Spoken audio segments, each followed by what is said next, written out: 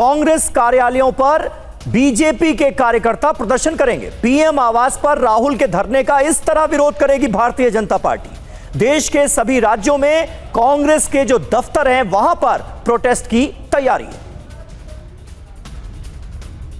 तो सोनम वांगचुक से मिले दो केंद्रीय मंत्री जेपी नड्डा, जितेंद्र सिंह ने मेदांता में मुलाकात की है, ये जानकारी मिल रही है। केंद्रीय मंत्री जेपी नड्डा और केंद्रीय मंत्री जितेंद्र सिंह ने मेदांता में मुलाकात की है। अस्पताल पहुंचकर सोनम वांगचुक का हाल जाना गया है।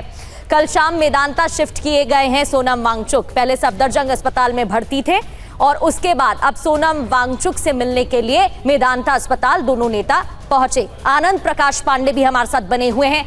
आनंद, मुलाकात को लेकर हालचाल जाना गया है, इसको लेकर क्या जानकारी मिल रही है ये तो आप बताइएगा। लेकिन अब सदन से सड़क तक लड़ाई देखने को मिल रही है, प्रदर्शन वर्सेस प्रदर्शन देखने को मिल रहा है। एक तरफ कांग्रेस प्रोटेस्ट कर रही है तो बीजेपी ने, एनडीए ने भी तैयारी कर ली है प्रदर्शन करने की। और नितिन नवीन की तरफ से तो कहा गया कि कल का दिन इतिहास का काला दिन है। जी देखिए, आज ये लगता है कि जिस सीजेपी के प्रोटेस्ट को पहले सरकार उतने गंभीरता से नहीं ले रही थी, अब वही सरकार उसी सीजेपी के प्रोटेस्ट को लेकर और साथ ही साथ जिस तरह से उसके प्रोटेस्ट को बाकी सियासी दलों का, विपक्षी दलों का साथ मिला है, आज की तारीख में ऐसा लगता है कि सरकार बैकफुट पर है। यही वजह है कि कल सरकार ने न सिर्फ अपने मंत्री को, राहुल गांधी जो धरने बैठे थे उनके पास भेजा बातचीत करने के लिए, उसके बाद कल ही रात को डॉक्टर जितेंद्र सिंह और जेपी नड्डा जाके सोनम वांगचुक से गुड़गांव में मेदांता हॉस्पिटल मिले। तो ऐसे में लगता है कि अब सरकार ने जो बातचीत का एक चैनल खोला है, सरकार को लगता है कि अभी मामला और ज़्यादा इससे बड़ा हो, क्योंकि जो लाठीचार्ज किया गया था छात्रों के ऊपर, उनके प्रोटेस्ट के ऊपर, उसकी तस्वीरें जो धीरे धीरे आ रही है, उसको लेकर जाहिर तौर पर न सिर्फ छात्रों में बल्कि जो उनके पेरेंट्स हैं उनको लेकर उनके अंदर भी एक गुस्सा है कि आखिर कैसे आप छात्रों पर लाठी चला सकते हो, ऐसे बर्बर तरीके से उनको आप पीट सकते हो। तो अब सरकार को लगता है कि अब हमको डैमेज कंट्रोल करना चाहिए। डैमेज कंट्रोल की कार्रवाई परसों से शुरू है, जब जेपी नड्डा ने पहले सीजेपी के दो प्रतिनिधियों से मुलाकात की। कल राहुल गांधी जब पीएम आवास के धरने पर बैठे तो खुद डॉक्टर जितेंद्र सिंह और होम सेक्रेटरी उनसे मिलने गए।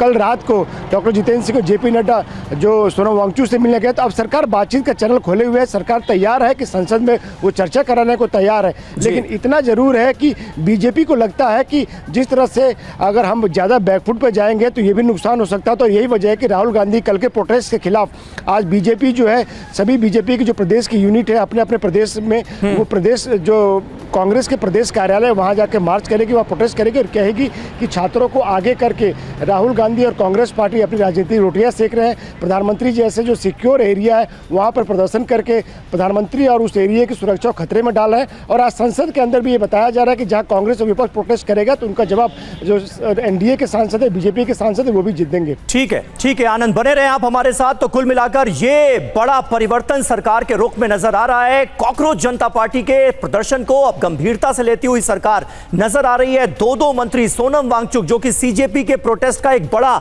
चेहरा बने हुए थे, उनसे मिलने पहुंचे हैं। सीजेपी के रिप्रेजेंटेटिव से भी जेपी नड्डा ने मुलाकात की है। आने वाले वक्त में क्या होता है ये देखने वाली बात होगी, क्योंकि इस्तीफे को लेकर जो सबसे बड़ी डिमांड है उसे मानने के लिए सरकार तैयार नहीं है। सीजेपी के प्रदर्शन को लेकर दिल्ली पुलिस अलर्ट है। संसद भवन के आसपास सुरक्षा सख्त की गई है। रफी मार्ग पर जगह जगह बैरिकेडिंग की गई है। तस्वीरें भी देखिए जरा।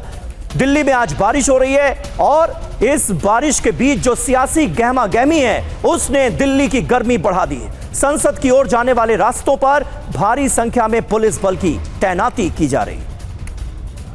पुनीत शर्मा हमारे संवाददाता इस वक्त हमारे साथ मौजूद हैं। पुनीत, ये बताइए कि एक तरफ तो सियासी गहमा गहमी नजर आ रही है क्योंकि कांग्रेस पार्टी, समाजवादी पार्टी और तमाम विपक्षी दल अब इस आंदोलन का हिस्सा बनने की कोशिश कर रहे हैं और जमकर प्रोटेस्ट किया जा रहा है कांग्रेस पार्टी की तरफ से भी। लेकिन जो प्रोटेस्टर्स हैं, जो कॉकरोच जनता पार्टी के सपोर्टर्स हैं, जो आम स्टूडेंट्स हैं, उनकी क्या रणनीति है आज की?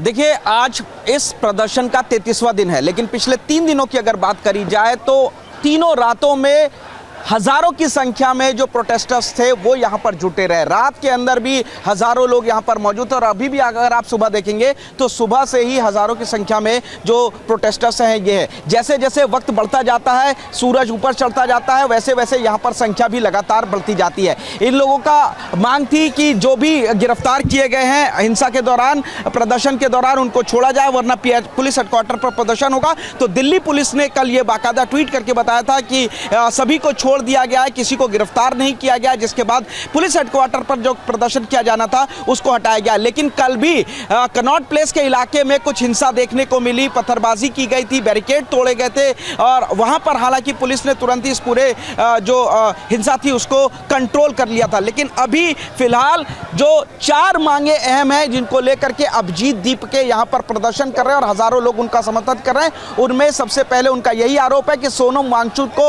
अवैध तरीके से हिरासत में रखा गया, उनको छोड़ा जाए। ये एक अहम मांग है और साथ ही ये भी कहा गया है कि जिन नीट अभ्यर्थियों ने सुसाइड किया था उनके परिवार को 1-1 करोड़ का मुआवजा दिया जाए। तो फिलहाल आज की अगर बात की जाए तो लगातार कल देर रात में भी उद्धव ठाकरे मुंबई से सीधा जंतर मंतर पहुंचे थे।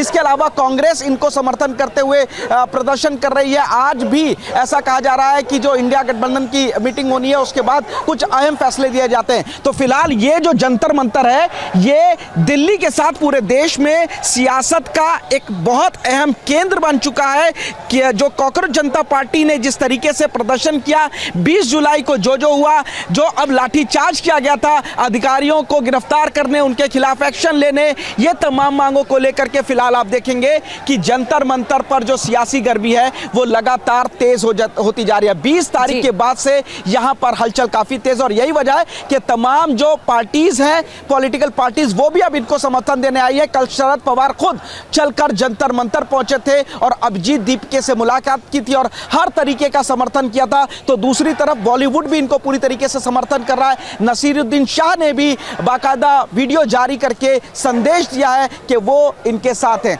तो अब ये जो समर्थन है कॉकरोच जनता पार्टी को वो लगातार मिलता जा रहा है और यही वजह है कि अब दिल्ली में खासतौर से सियासी पारा जो है वो गर्म होता जा रहा है।